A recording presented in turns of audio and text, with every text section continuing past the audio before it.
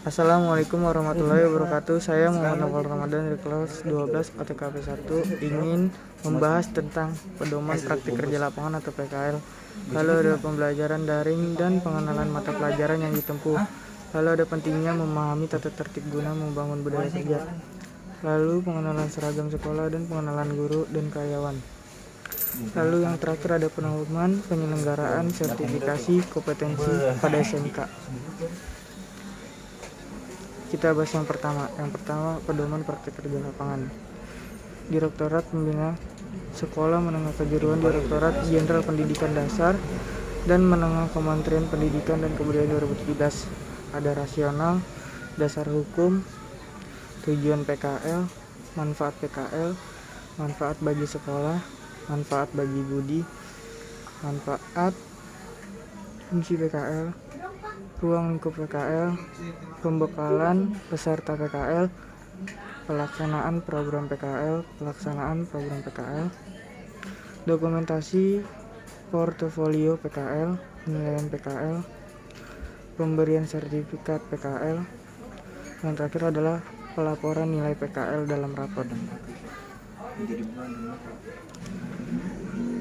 Lalu kita bahas yang kedua, pembelajaran daring dan pengenalan mata pelajaran yang ditempuh.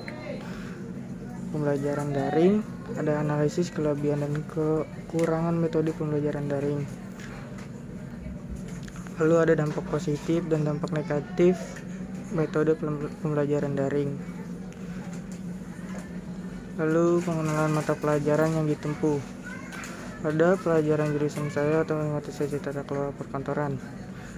Nilai A mutual nasional. Ada 1 pendidikan agama dan budi pekerti, 2 pendidikan Pancasila dan kewarganegaraan, 3 bahasa Indonesia, 4 matematika, 5 sejarah Indonesia, 6 bahasa Inggris. Yang B adalah muatan kewilayahan. 1 ada seni budaya, 2 ada pendidikan jasmani, olahraga dan kesehatan, dan C muatan peminatan kejuruan. Ada 1 dasar bidang keahlian, simulasi dan digital. Yang kedua ada ekonomi bisnis. Yang ketiga ada administrasi umum. Yang keempat ada IPA. Lalu C2 dasar program keahlian. Yang pertama ada teknologi perkantoran, 2 korespondensi, 3 kearsipan. Yang C3 adalah kompetensi keahlian. 1 otomatisasi tata kelola kepegawaian, 2 otomatisasi tata kelola keuangan, 3 otomatisasi tata kelola sarana dan prasarana, 4 otomatisasi tata kelola humas dan keprotokolan, 5 adalah produk kreatif dan kewirausahaan. D mutual lokal. Ada English communication, praktek komprehensif, kompetensi keahlian. 3 mengetik 10 jari, dan yang terakhir adalah 4 bahasa Jepang.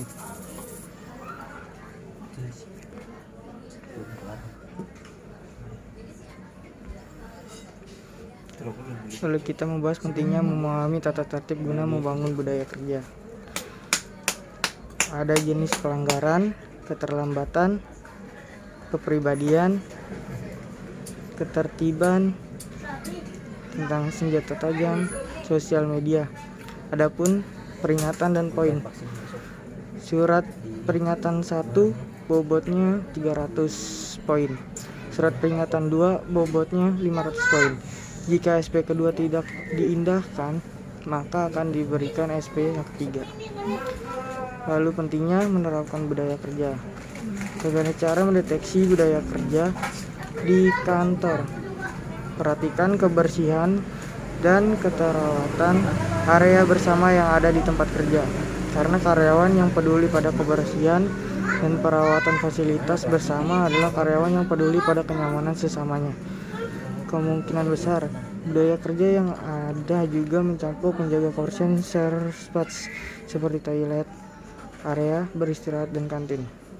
Perhatikan pemakaian fasilitas penunjang yang disediakan kantor. Jika kantor memiliki fasilitas penunjang seperti daycare center, kantin lager, dan atau poliklinik, apakah karyawan benar-benar menggunakannya? Bagaimana cara karyawan menggunakannya?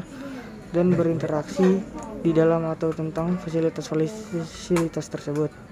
Kamu bisa mengambil intisari nilai-nilai budaya kerja kantor seperti penunjang yang mereka sediakan dan gunakan. Perhatikan cara karyawan berinteraksi dengan sesama karyawan dan pimpinan secara umum. Apakah ada kesenjangan atau ketegangan antara pimpinan dan karyawan atau antara sesama karyawan? Apakah ada keterbukaan di dalam interaksi tersebut? Bagaimana cara pimpinan dan karyawan menyelesaikan masalah? Bagaimana cara orang-orang sekantor merayakan momen tertentu? Keterbukaan, keakraban antar pemimpin dan karyawan, serta antar karyawan. Juga sikap kekeluargaan. Semua ini adalah ciri-ciri budaya kerja yang baik. Lalu ada pengenalan seragam sekolah dan pengenalan guru dan karyawan. 1. Pengenalan seragam sekolah SMK Jakarta Timur 1.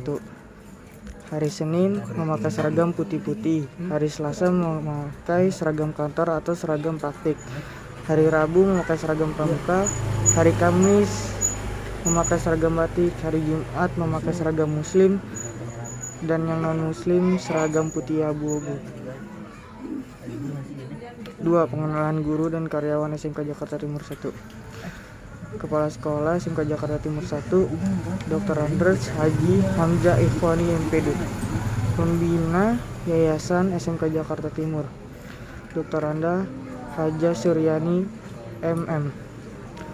Wakabit Kurikulum SMK Jakarta Timur 1, Ermila Krisnianti MPD. Wakabit Kesiswaan SMK Jakarta Timur 1, Dr. Andes Haji Baikuni. Wakabin Sarana Prasarana SMK Jakarta Timur 1, Ahmad Sugeng SPD. Guru dan karyawan. Ketua Kompetensi Keahlian Alfiah Nurkhairah SPD. Ketua Kompetensi Keahlian BDP Maulana Abbas MPD. Ketua Kompetensi Keahlian OTKP Roy Makumullah SPD. Ketua Kompetensi Keahlian TKJ Oko Bakti PS.com. Guru dan karyawan. Wawan Tarwana SE, Silvi Clara MPD, Sri Arum Hartini SS, Yolanda Sari Angelita SPD, Hendar Priyatna. Titis Ageng W SPDI, Agung Prasetyo SPD, Teti Aswita SS, Amelia Nurfika Islami SPD, Husnul Fatimah SE, Dr. Anda Gustinar, Amanda Vintia SPD, Intan Nur Aini SPD, Akmal Ridho SSY, Rahayu Sri Rianti SPT, Hafiz Fauzan AMPD, Sutrisno MPD, Haja Hanifa Siagian SPD, Mila Karina MPD, Adelia Farhani SIKOM, Haji Ade Lahmudin Y SPDI, Faris Rama Putra SS, Dedi Junaidi Eskom, Caridarti Artati SS, Sri Muryani SPD, Muhammad Fahrul Ilmi Ferry, Abdaniel Alamsyah Eskom, Agus Suparno SPD, Ikhan Ismail Abdul SPD, Kesi Parwati SPD, Suharto SEMM, Dede Nurjana SPD, Laude Saryudin SSI, Mutmainuna SPD, Kotrunada AMD, Rahayu Wahyunimuati SE. Lalu yang terakhir ada Indah Sapitri SPD, Intan Syarifah Kurnia, Haja Matijem, Fatur Rahman Nida Riyadi, dan Muhammad Andi. Lalu yang terakhir ada pedoman penyelenggaraan sertifikasi kompetensi pada SMK. Pelaksanaan sertifikasi kompetensi di SMK. Pengertian sertifikasi kompetensi. acuan sertifikasi kompetensi, model pelaksanaan sertifikasi kompetensi di SMK saat ini. Model pelaksanaan sertifikasi kompetensi diharapkan tahap penyelenggaraan sertifikasi kompetensi, kluster yang diujian pada saat uji sertifikasi kompetensi TWSK bidang keahlian akuntansi dan keuangan lembaga atau AKL. Kluster yang diujian pada saat ujian sertifikasi kompetensi atau SK bidang keahlian atau akuntansi tata kelola perkantoran atau TKP. Kluster yang diujian pada saat uji sertifikasi kompetensi WSK bidang keahlian bisnis daring dan pemasaran atau BDP. Dokumentasi pada saat uji sertifikasi kompetensi kluster class register. Dokumentasi pada saat uji sertifikasi kompetensi kluster OPG. Dokumentasi pada saat uji sertifikasi kompetensi kluster Pramunaga. Lalu yang terakhir, kluster yang diuji pada saat uji sertifikasi kompetensi WSK bidang keahlian teknik komputer dan jaringan atau TKJ. Baik, terima kasih. Kurang lebihnya saya minta maaf apabila ada kekurangan. Assalamualaikum warahmatullahi wabarakatuh.